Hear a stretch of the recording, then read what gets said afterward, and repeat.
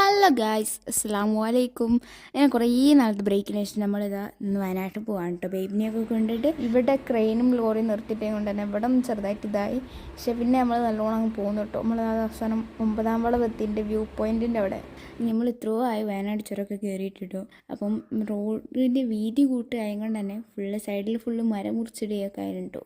പിന്നെ സ്കൂൾ തുറക്കുന്ന ദിവസമായത് കൊണ്ട് അത്ര ആളും അങ്ങനെ നമ്മൾ ചുരമൊക്കെ കയറിയതാ വയനാട്ടിലെത്തി ഗൈസ്. അപ്പോൾ നമ്മൾ അവിടെ നിന്ന് തേയിലത്തോട്ടത്തിൽ ഫോട്ടോ എടുക്കാൻ നിർത്തിയപ്പോൾ എടുത്ത വീഡിയോ ആണിട്ടത്.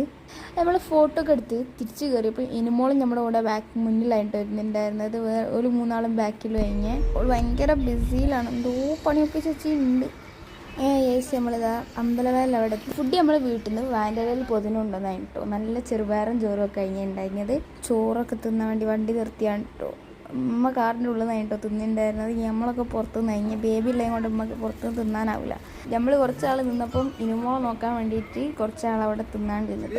അപ്പം അത്രേ ഉള്ളൂ. ബൈ.